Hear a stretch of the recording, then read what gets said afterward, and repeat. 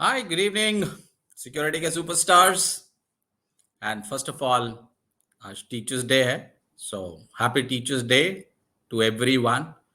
और किसी न किसी रूप में हम सब किसी के लिए टीचर हैं और जिंदगी के स्टूडेंट भी हैं। सो आज वो दिन है जहाँ पर हम जितने भी अपने गुरुजन हैं उनको प्रणाम करते हैं, उनका धन्यवाद करते हैं जो कुछ भी सीखा हमने। और उस कड़ी में सबसे पहले तो हम सबके माता पिता, आई थिंक उससे बड़ा गुरु और शिक्षक तो किसी की भी जिंदगी में नहीं है, राइट। सो उन सबको नमन। और टीचर्स डे है तो डेफिनेटली बनता है कि मैं भी थोड़ा बहुत ज्ञान तो आप लोगों को जरूर दूं। और जैसा मैंने पिछले वीडियो में कहा था कि अभी अगले कुछ महीनों तक हम आपको भरपूर मोटिवेशन का डोज देंगे और हम निरंतर आपको डोज देते रहेंगे। अब वो प्रेरणा आपने लेनी है या नहीं लेनी है, वो आपके के ऊपर निर्भर है। पर हम फुल ऑन इस मिशन पे हैं कि आपको जितना प्रेरित कर सकें उतना करें। सो इसी श्रृंखला में जैसा कि कहा था लास्ट वीडियो में मैंने कि नो पब्लिक स्पीकिंग या बिजनेस कम्युनिकेशन एक बहुत इंपॉर्टेंट पार्ट है नो किसी भी एक प्रोफेशनल की ग्रोथ में। और उसका एक अहम हिस्सा है बिजनेस प्रेजेंटेशन, जो अक्सर आपको किसी ना किसी रूप में करनी पड़ती है। तो अगले कुछ दिनों तक मैं आपसे कोशिश करूंगा जो प्रेजेंटेशंस को कैसे इंटरेस्टिंग, अट्रैक्टिव, इम्पैक्टफुल पावरफुल बनाया जाए, राइट। सो एक तरीके का ये 90 डेज ऑफ प्रैक्टिकल पीएचडी है इन पब्लिक स्पीकिंग। और अगर आपने वो सारे जो गुर हैं जो हम सिखाने जा रहे हैं आपको, अगर उनको आपने फॉलो किया और सीखा, आई एम श्योर आप जहां पे भी हैं उससे 30-40% बेटर प्रेजेंटर, कम्युनिकेटर बनेंगे। We all know it's a journey, no कोई मैजिक नहीं होता, it's just about practice, rehearsing. But having spent 24 years, a deadly combination of military and corporate में 16 साल, having done various interviews, various presentation, various meetings, QBRs, individual presentations, I feel that I can share something with you, which if you can pick up, I'm sure it's going to benefit. So और आपका वक्त ज़ाया नहीं करते हैं और सीधा चलते हैं आज की जो day 1 of this 90 day session है, उसमें देखते हैं कि नो क्या प्रेजेंटेशन के गुर जो हैं आप सीख सकते हैं। और मुझे लगता है कि कोई भी एक जो भी प्रोफेशनल है वो चाहता है कि वो पब्लिक स्पीकिंग का जो है ना सुपरस्टार बने, राइट। और हमारी कोशिश है कि आपको हम पब्लिक स्पीकिंग का सुपरस्टार बनाने की भरपूर कोशिश करेंगे हम। सो चलिए देखते हैं कि आज जो फर्स्ट सेशन है इसमें हमने क्या रखा है आपके लिए। तो कोई गेस कर सकता है कि क्या चीजें हैं इसमें, राइट। देखिए, अब मैं इसको थोड़ा स्क्रीन को बड़ा करता हूँ और आपसे पूछना चाहता हूँ उससे पहले कि क्या आप पब्लिक स्पीकिंग के सुपरस्टार बनना चाहते हैं। तो जहाँ तक मेरा ख्याल है इसका जवाब हाँ ही होगा, बिकॉज ये तो एक ऐसी स्किल है जो हर कोई सीखना चाहता है, right. So do you want to be the James Bond और 007 ऑफ पब्लिक स्पीकिंग? जाहिर सी बात है इसका आंसर यस ही होगा। तो चलिए देखते हैं कि वो क्या गुर हैं जो आपको पब्लिक स्पीकिंग का जेम्स बॉन्ड बना सकते हैं, राइट। आई होप मैंने स्क्रीन को मिनिमाइज कर दिया है ताकि पूरी स्क्रीन पे जो है वो आपको स्लाइड दिखे। So let's start. बीच बीच में जहां जरूरत होगी मैं आपको एक्सप्लेन करूंगा, करेक्ट। So let's start. अब सबसे पहले नो पब्लिक स्पीकिंग से सबको डर लगता है, राइट। और कुछ लोगों का तो यहां तक मानना है कि जो पब्लिक स्पीकिंग का डर है वो मौत के डर से भी बड़ा है। यानी this is even more fearful than death. Sometimes अगर किसी को एब्रप्टली पब्लिक स्पीकिंग के लिए बोल दिया जाता है, वो कहता है इससे अच्छा तो धरती फट जाती और मैं वहीं समा जाता। but don't be so afraid of public speaking. Right? Going forward, we'll see how we can overcome the fear of public speaking. और जब भी आप पब्लिक स्पीकिंग के लिए आपको इनवाइट किया जाता है, आप जाते हैं, तो कुछ कॉमन सिम्टम्स, डर तो सभी को लगता है, राइट? सो ऋतिक रोशन को भी डर लगता है, आपको भी लगेगा, हमें भी, सबको। कोई ये बोले कि उसे पब्लिक स्पीकिंग में डर नहीं लगता, तो सिर्फ दो ही चीजें हो सकती हैं, या तो वो गुरखा है या वो झूठ बोल रहा है, राइट? सो जब डर लगता है तो कुछ सिम्टम्स होते हैं। क्या होता है? जैसे गला सूखता है, आपकी बॉडी कांपने लगती है, थोड़ा स्वेट आने लगता है, माउथ आपका ड्राई हो जाता है, जो जीभ है ना वो चिपकने लगती है मुंह में, ऐसा लगता है अरे यार क्या हो गया अचानक, no you you feel like having water. सांसें भी थोड़ी तेज हो जाती हैं, एंड देन आपको थोड़ा सा सुनता भी कम है, आप सिस्टम से डिटैच हो जाते हैं, आप, क्योंकि आप इतना अपने ऊपर कॉन्सेंट्रेट करते हैं कि बाकी लोगों की बातों पे आपको उतना ध्यान नहीं जाता। एंड इन्हीं सब की वजह से ना आपको थोड़ा सा सेल्फ डाउट होने लगता है, राइट? आपको लगता है कि शायद मैं इसके लिए प्रिपेयर्ड नहीं हूँ, और वैसे आपने सारी तैयारी की है, बट फिर भी आपको लगता है कि शायद मैं ये नहीं कर पाऊंगा, राइट? सो ये कुछ फैक्टर्स हैं जो पब्लिक स्पीकिंग के टाइम में सबको महसूस होते हैं, आपको, मेरे को, नो जो भी, जिनको जिनको भी पब्लिक स्पीकिंग के लिए इनवाइट किया जाता है, या उनको कई बार जबरदस्ती भी जाना पड़ता है, राइट? नाउ अब देखते हैं how we can overcome these fears. So अब नेक्स्ट, अब बेनिफिट्स क्या है, पब्लिक स्पीकिंग क्यों करनी है? भाई नहीं करनी मुझे पब्लिक स्पीकिंग, ठीक है, आप नहीं कर सकते, बट जितने लोग प्रोफेशंस में हैं, आप किसी भी प्रोफेशन से पूछेंगे, तो सूनर और लेटर किसी ना किसी स्टेज पे उसे पब्लिक स्पीकिंग तो करनी ही पड़ेगी, चाहे वो 5 लोगों में हो, 10 लोगों में हो, 50 लोगों में हो, और अगर आप बहुत बड़े ओहदे पे जाएंगे, you will become manager, senior manager, DGM, GMs, and CEOs. You will have to address thousands, tens of thousand people. So sooner or later, ये आपको करनी ही पड़ेगी, and it helps in your career advancement, right? It increases your confidence if you are able to speak in a group team. People feel that you are a confident man, you are prepared, you are learned. So this is a direct benefit. And जब आप बार बार presentations लेते हैं, address करते हैं, तो आपका जो ओहदा है एज ए लीडर के रूप में स्टैब्लिश हो जाता है, यानी आपको लीडर के रूप में लोग एक्सेप्ट करने लगते हैं, करेक्ट? सो ये बेनिफिट्स हैं पब्लिक स्पीकिंग के। अब मैंने कुछ मॉडल सजेस्ट किए हैं यहाँ पे, राइट? जो हेल्प करेंगे आपको कि कैसे हम पब्लिक स्पीकिंग में महारत हासिल कर सकते हैं। तो सबसे पहले आपको अपनी प्रेजेंटेशन के लिए प्लानिंग करनी है, और प्लानिंग के भी कुछ स्टेप्स हैं। सबसे पहले आप अपनी प्रेजेंटेशन का पर्पस डिफाइन करेंगे, राइट? दैट आपकी present, what is the objective of your presentation, आप किसके लिए कर रहे हैं, क्या क्या हासिल करना चाहते हैं उससे। देन एक बहुत अहम हिस्सा है, नो योर ऑडियंस, राइट? जिस भी ऑडियंस के लिए आप अपनी प्रेजेंटेशन तैयार कर रहे हैं, पब्लिक स्पीकिंग का असाइनमेंट है, जब तक आप ऑडियंस को नहीं जानेंगे, आई थिंक आपकी प्रेजेंटेशन कभी भी उतनी इंपैक्टफुल नहीं होगी। आप कर लेंगे जरूर, बट जितना ज्यादा आप ऑडियंस को जानेंगे, they are like your market, your customers, the more you know about them, the better prepared you are, and on the day of public speaking, जिस दिन भी आपको वो देना है, you will come out as a better speaker, you can connect with the audience. Then आपका जो content है उसको आप अच्छे से ऑर्गेनाइज कीजिए। There should be a sequence, preferably तो आपके प्रेजेंटेशन एक स्टोरी लाइन पे होनी चाहिए। आप कोई भी एक स्टोरी थीम पिक कर सकते हैं, और उस थीम पे ही आप डिफरेंट स्टेप्स, डिफरेंट स्टेजेस लेके अपनी प्रेजेंटेशन को करें, राइट? सो नाउ प्रभु, यानी माइंड्स, जो मेरे 4 मॉडल्स हैं, उसमें सेकंड जो मॉडल है, जो कड़ी है उस मॉडल की, वो है प्रिपरेशन। बिकॉज आपने खूब रिसर्च कर ली, कंटेंट भी तैयार कर लिया, पर जब तक आपने रिहर्स नहीं किया, प्रिपेयर नहीं किया, I think you will not come out as a confident speaker. So gather all the credible information, statistics to support जो भी आप बोलने जा रहे हैं उसका कोई आधार हो।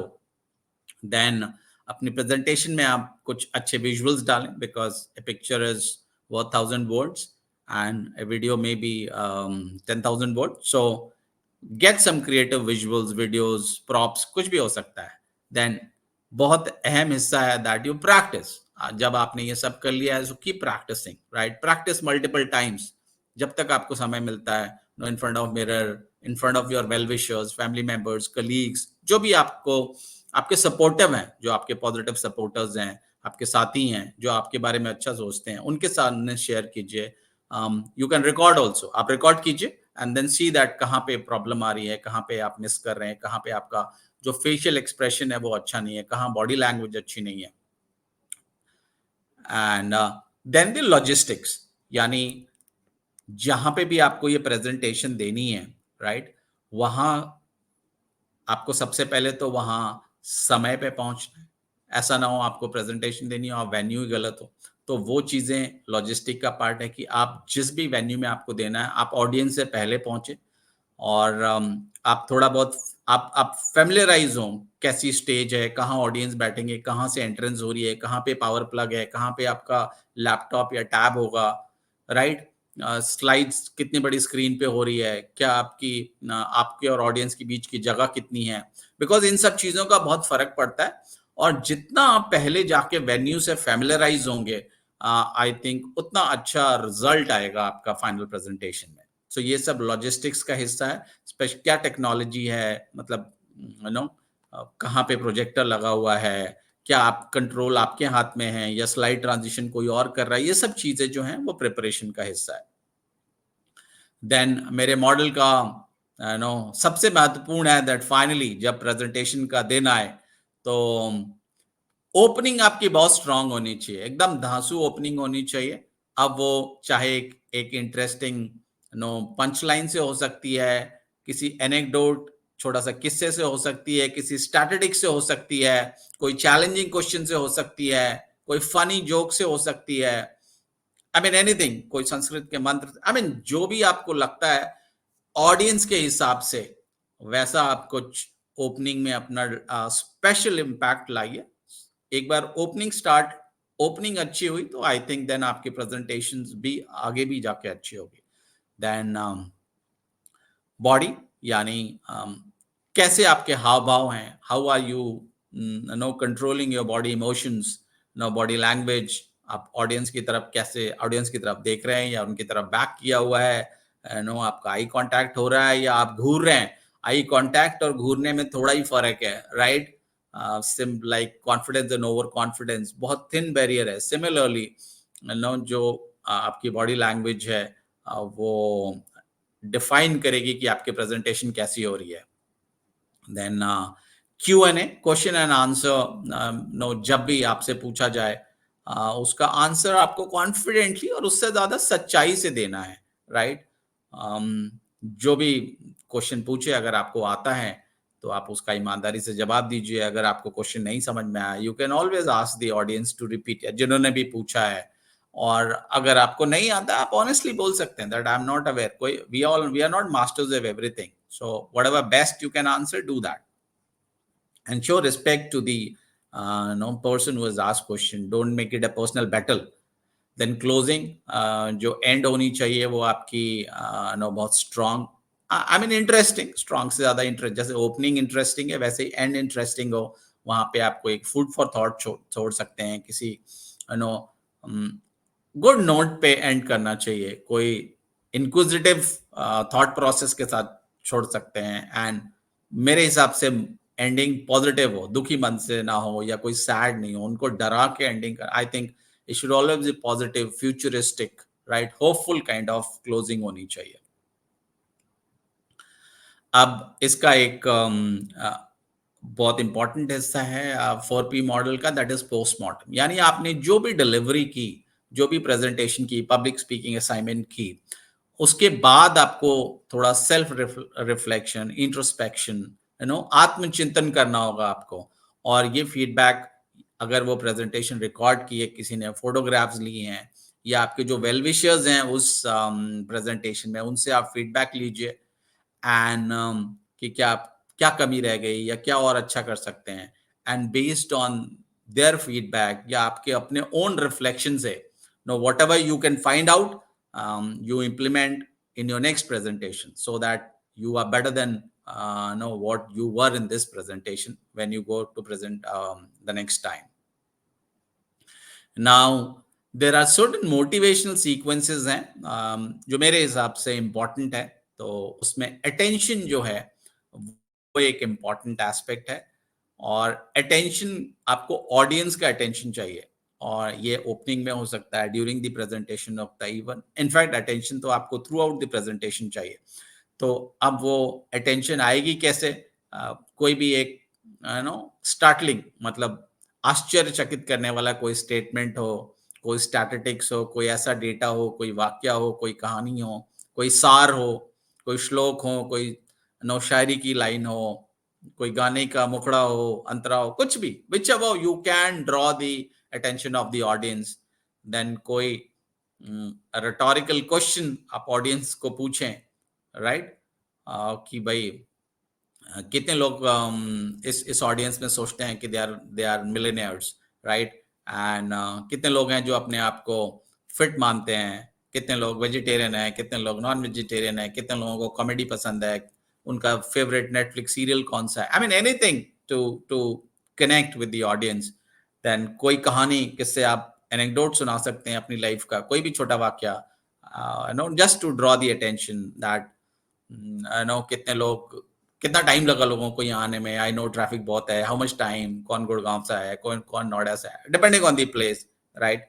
And how many are using public transport, how many on own car, how many क्या, I mean any data points to awaken the audience to connect, it will draw the attention. Then need, अब जो भी आप presentation करने जा रहे हैं उसका कोई तो पर्पस होगा, और जो ऑडियंस आई है उसकी कोई नीड होगी, राइट? वो आइडेंटिफाई करना बहुत जरूरी है, बिकॉज अगर कोई भी आदमी या ऑडियंस आपकी प्रेजेंटेशन के लिए कोई समय दे रहा है, राइट, तो आपको कोशिश करनी है कि आप उसके समय का भरपूर जो है वो भुगतान करें. For professionals, ROI is very important. So for them, they have invested their time in your presentation. So you have to ensure that you give them something which they like and feel happy about. कि यार इसकी presentation में आए, it was good. We got to know something, learn something, and he shared something valuable. तो audience की need identify करनी है आपने, और आपको ये दिखाना है कि whatever you are telling, you are presenting, how it is going to meet that need. जो भी उनके रिक्वायरमेंट है, नीड है, वो आपकी प्रेजेंटेशन से या जो भी आप प्रेजेंटेशन में बताने जा रहे हैं या बता रहे हैं, वो नीड कैसे मीट होगी, और आपको उस नीड को मीट करने की अर्जेंसी क्रिएट करनी होगी. ऑडियंस को लगना चाहिए कि आप वो बताओ जो उन्हें चाहिए, and they are restless for that, या वो बहुत ईगर है, उत्सुक है, तो उनकी उत्सुकता को जगाना है, उनकी ईगरनेस को अवेकन करना है, right? So that's one important aspect of my motivational sequence, that is need.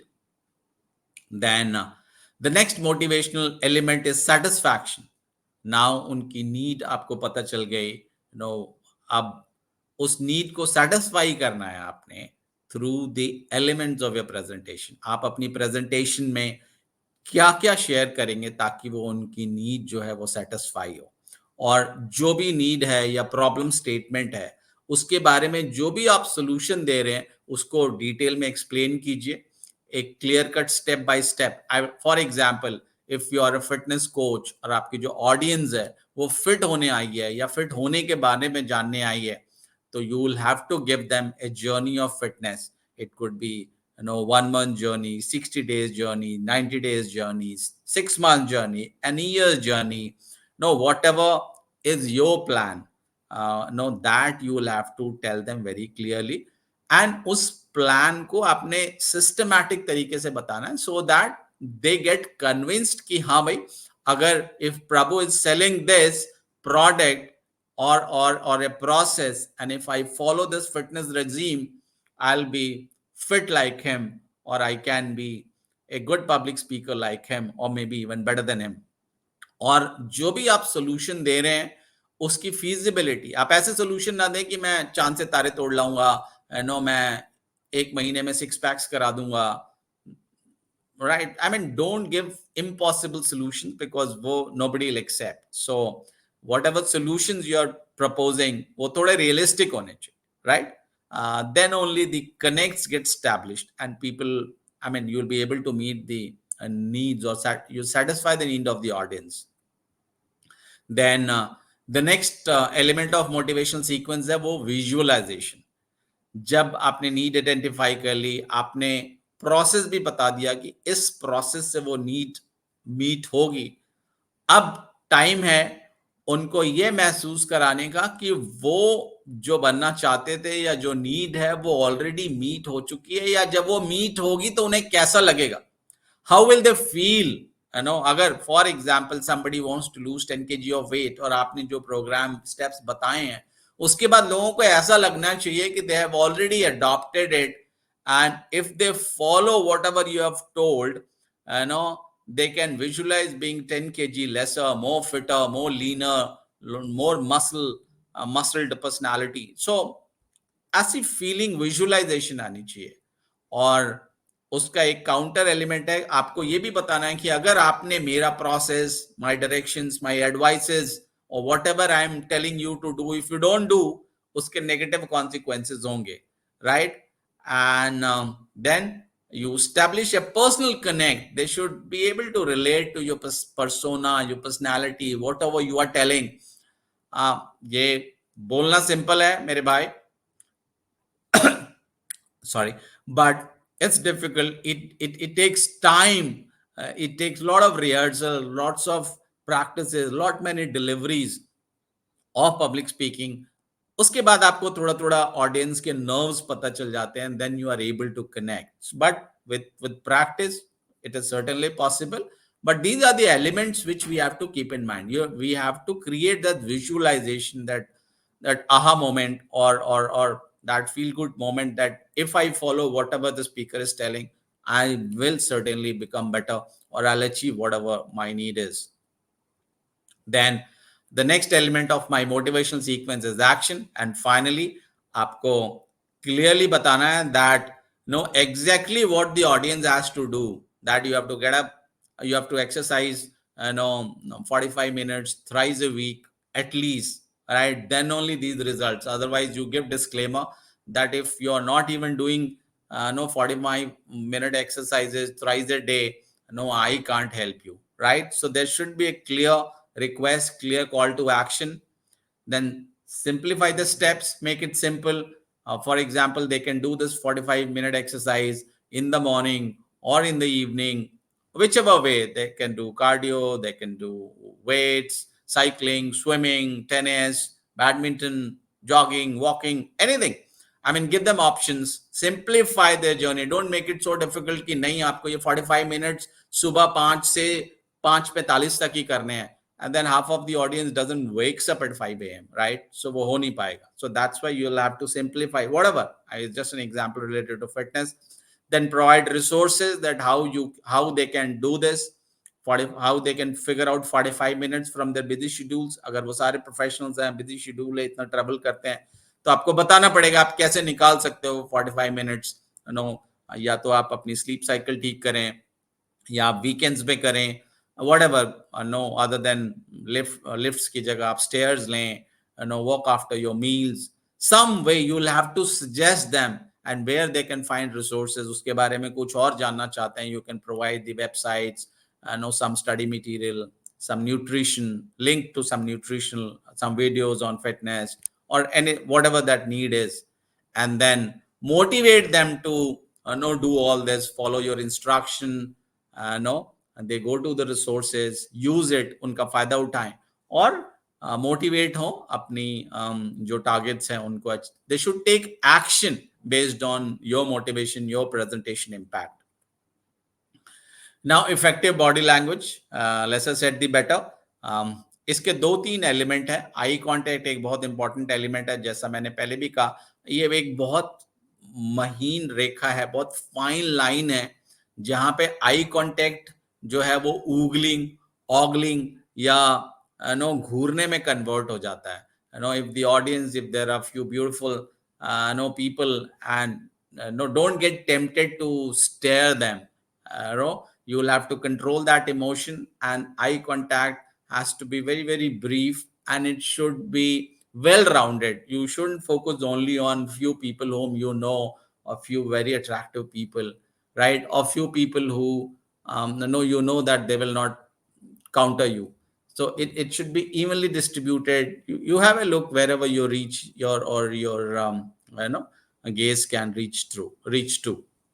Then gesture, use your hands and hands freely, but don't use it excessively. बहुत ज्यादा यूज नहीं करना है, नहीं तो फिर कई बार वो भी more than anything else, it distracts the audience. आपके audience को distract करता है वो, and that's not the aim. Your aim is to attract the audience. So gesture use कीजिए, there's no problem. I mean, I think it shows your involvement, connect, वो दिखाता है कि आप कितने इन्वॉल्व हो गए अपनी प्रेजेंटेशन में.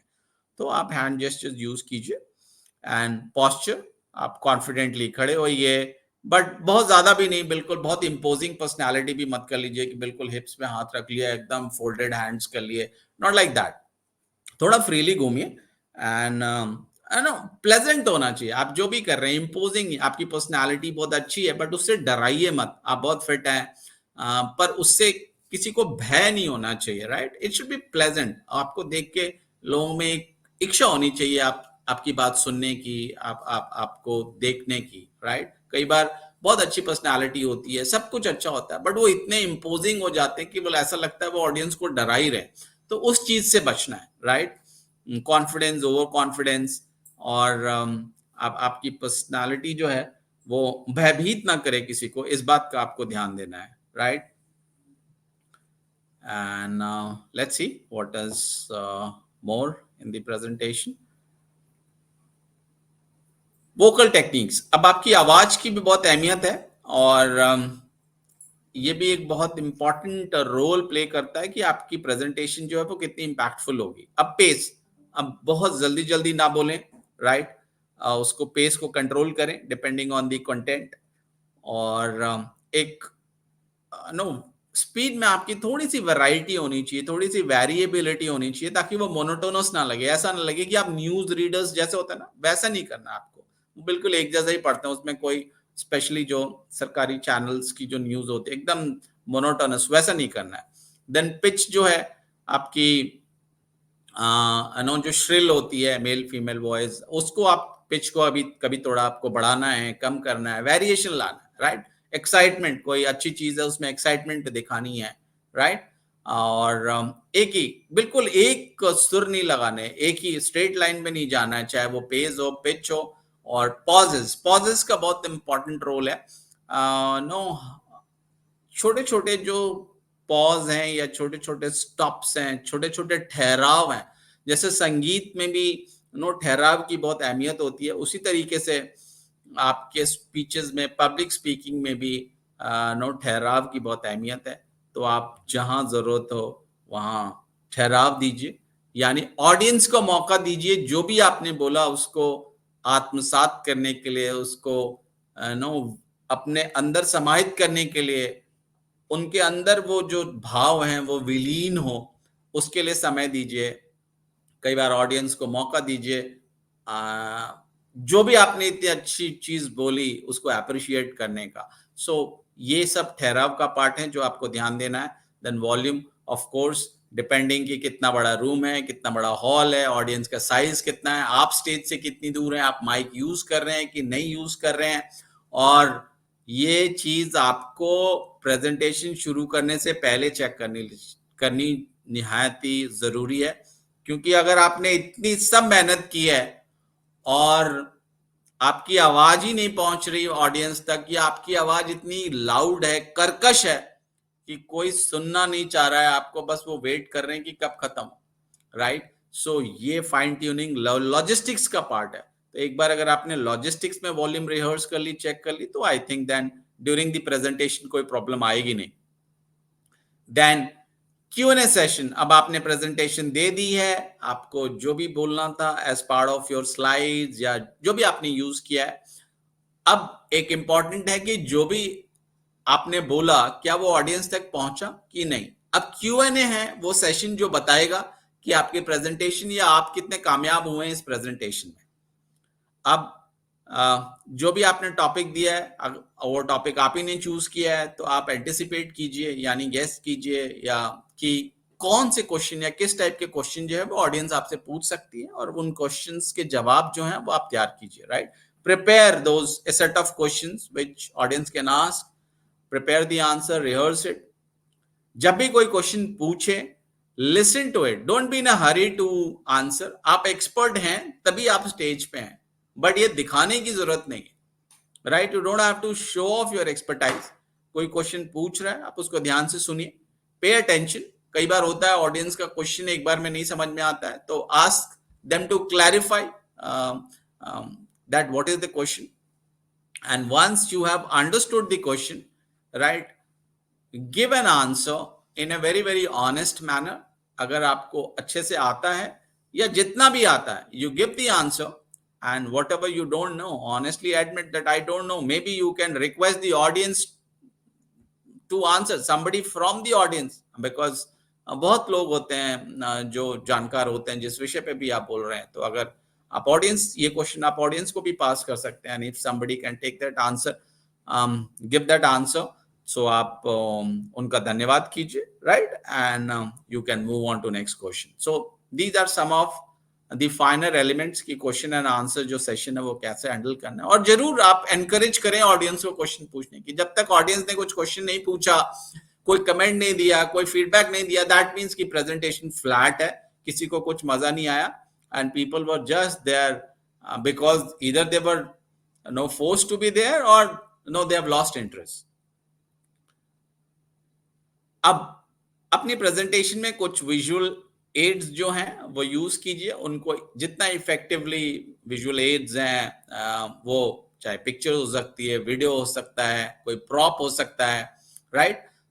So keep it simple. Generally people give it a KISS terminology, that keep it simple, right? So use clear uncluttered slides में बहुत ज्यादा वर्ड्स मत भर दीजिए, right?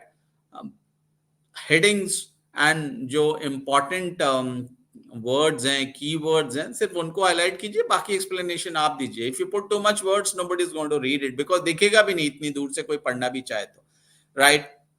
देन जो भी आप विजुअल एड्स यूज करें, प्रॉप्स यूज करें, वो आपकी प्रेजेंटेशन एनहांस करनी चाहिए, डिस्ट्रैक्ट ना करे, राइट। उस चीज का ध्यान रखना। जैसा कि मैंने इस स्लाइड में no this glamorous girl I've used, some of you may get distracted, कुछ लोगों का ध्यान भ्रमित हो रहा होगा, बट वो एम नहीं है इसको डालने का।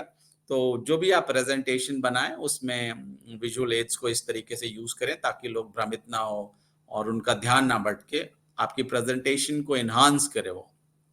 देन जो भी आप प्रॉप, अगर कई बार स्पीकर यूज करते हैं, नो कोई भी चीजें, कोई ग्लास को यूज कर लेता है, कोई रिमोट को यूज कर लेता है, कोई माइक को भी प्रॉप बनाता है, कोई वहां पे चार्ट्स होंगे वैसा प्रॉप, या कोई प्रॉप लेके भी आते हैं कुछ लोग।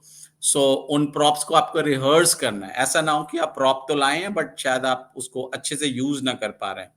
और हर सिचुएशन में जो है वो आप कुछ ना कुछ बैकअप जरूर तैयार रखें, right.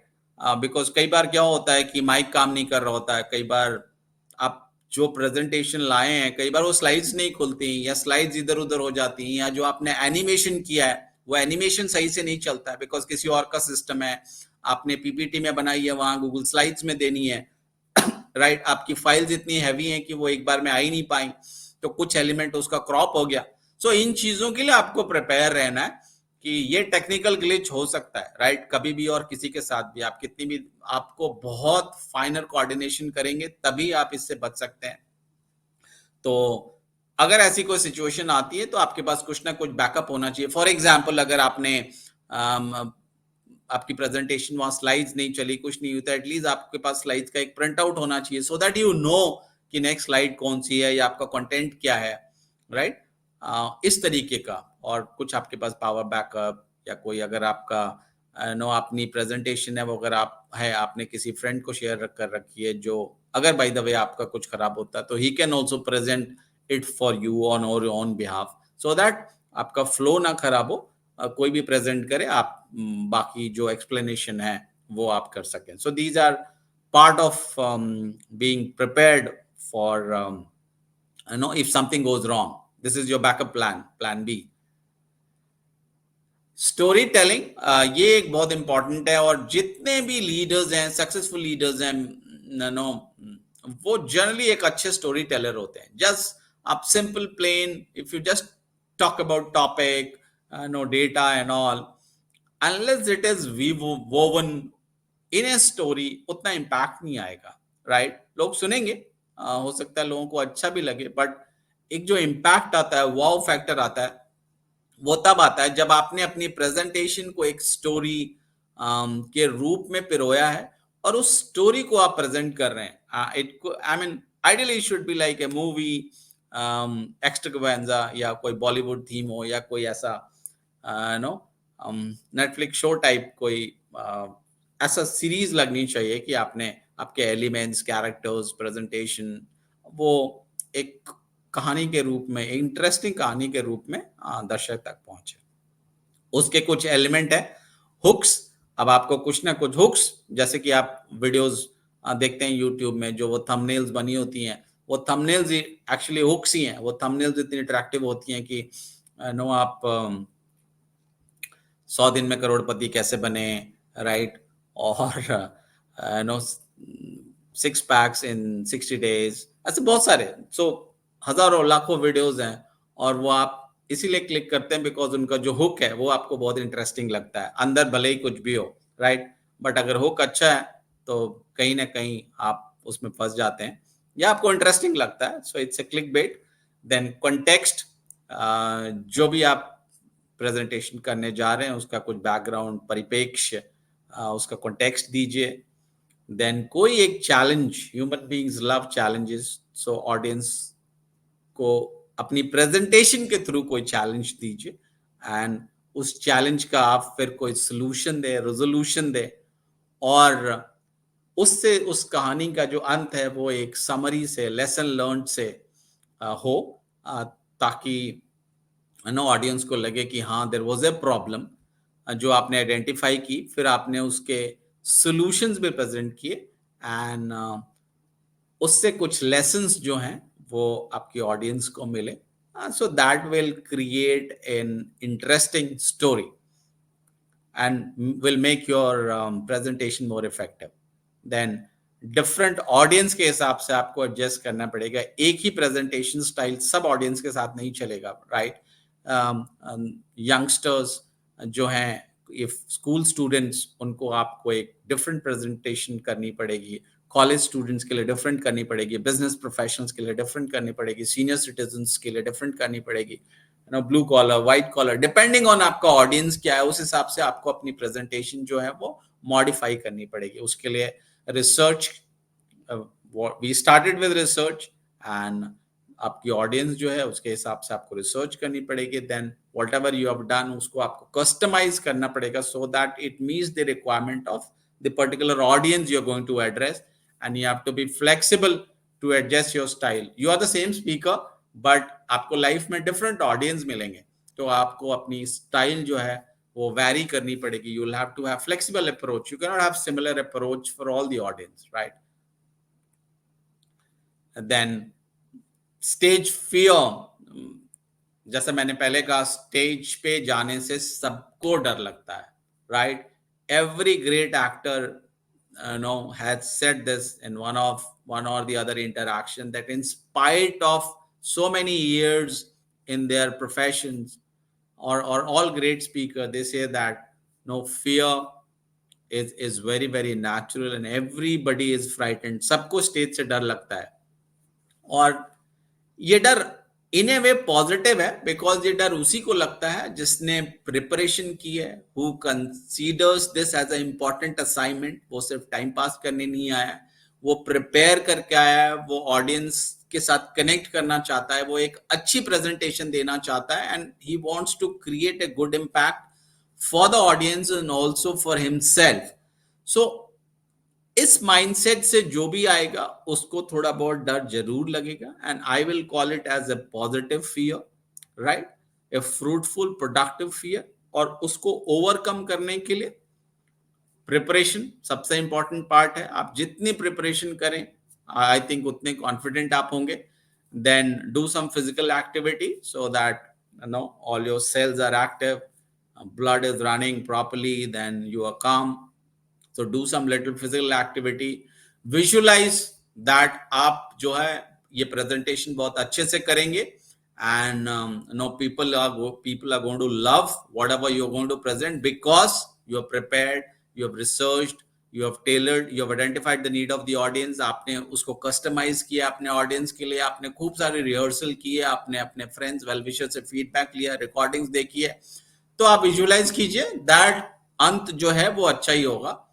And a common but very useful activity to do is breathe deeply, because जब भी वो टाइम आएगा, आपका नाम अनाउंस होने वाला होगा, सांसें आपकी बढ़ेंगी, उस टाइम में थोड़ा डीप ब्रीदिंग कीजिए. और जितना अपने आप को काम कर सकते हैं, धैर्य ला सकते हैं, जितना कूल बन सकते हैं, उतना आप कोशिश कीजिए. And it is doable, right. और एक बार जब आपने प्रेजेंटेशन, ये तो रिहर्सल का भी पार्ट है वैसे, कि जब आप कर रहे हैं उसको रिकॉर्ड कर लीजिए, देखते रहिए बार बार क्या कैसी आपकी बॉडी लैंग्वेज है, क्या आपकी वॉइस मॉड्यूलेशन हो रही है, पिच आपकी चेंज हो रही है कि नहीं, आपका वॉल्यूम मॉड्यूलेट हो रहा है कि नहीं. और उसके हिसाब से आप प्रैक्टिस कीजिए, इम्प्रूव कीजिए, राइट. देन फीडबैक, जैसा हमने पिछली स्लाइड में भी डिस्कस किया, फीडबैक आप family members, well wishers, colleagues, उनसे फीडबैक लीजिए. और इट जो ये जो कला है प्रेजेंटेशन की या पब्लिक स्पीकिंग की, it will not come overnight, right. So आप उन लोगों के साथ जुड़िए. There are lot of clubs हैं, ग्रुप्स हैं जो इस विधि में या इस विधा में मास्टर करना चाहते हैं या सीखना चाहते हैं, इम्प्रूव. जैसे कि हर चीज के क्लब्स हैं आजकल. साइकिलिंग के क्लब्स हैं, आप फिटनेस के लिए हेल्थ क्लब में जाते हैं, रनिंग के क्लब्स हैं, बाइकिंग के क्लब हैं, कार रैलीज के क्लब हैं, पोएट्री के क्लब्स हैं. इसी तरीके से you can join any public speaking club, और ऐसा आप ग्रुप बना भी सकते हैं, so that people of similar mindset या similar expectation, similar need can come together and benefit or learn from each other. Then आप जो भी आपको लगता है इस फील्ड के जो महारथी हैं, जो कामयाब स्पीकर्स हैं, आप उनकी प्रेजेंटेशन देखिए. आप अपने आपके बॉस कैसे प्रेजेंटेशन करते हैं, आपके सीईओ कैसी प्रेजेंटेशन करते हैं, या दूसरी कंपनीज के सीईओज हैं जो ग्रेट स्पीकर्स हैं, लीडर्स हैं, सक्सेसफुल स्टार्स हैं, आप उनकी जो प्रेजेंटेशंस हैं, पब्लिक स्पीकिंग के वीडियोस देखिए, और उनकी क्वालिटीज से जो भी आप सीख सकते हैं वो सीखने की कोशिश कीजिए, राइट. और मुझे उम्मीद है कि अगर आप इन सब चीजों को प्रैक्टिस करेंगे, रिहर्स करेंगे, so surely you will transform into the James Bond of public speaking, because it is doable. ये ऐसी कोई चीज नहीं, मैं ये नहीं कह रहा कि 100 मीटर्स है 8 सेकंड में करनी है और ऑलमोस्ट इम्पॉसिबल है. बट पब्लिक स्पीकिंग में इम्प्रूव करना, बेटर होना, महारत हासिल करना डेफिनेटली पॉसिबल है किसी के लिए भी. If someone like though I'm not a great speaker, but I know someone who was started from Hindi medium, and over the years who couldn't even speak a word in English. If someone like me from a very, very rural, humble background can do it, I'm sure you people are much advanced in terms of your education, your exposure, and your confidence. You guys, the new gen, is so confident. So आप लोग definitely एक super presenter बन सकते हैं, right. So that's all for today, my friends. And I hope whatever I'm sharing from my own experiences of 24 years will at least add 2.4% value to your professional or personal life, especially in your public speaking skills and business communication skills. And Teachers Day pay, I feel really good that I have shared some lesson with the students who want to improve themselves and do better in their lives. So thank you so much, and God bless you all. I'm sure that most of you are already rock star speakers, But those of you who are on that journey, may you become the James Bond of public speaking. With this, thank you so much. God bless you. Happy Teachers Day once again. Jai Hind, Shab Khair.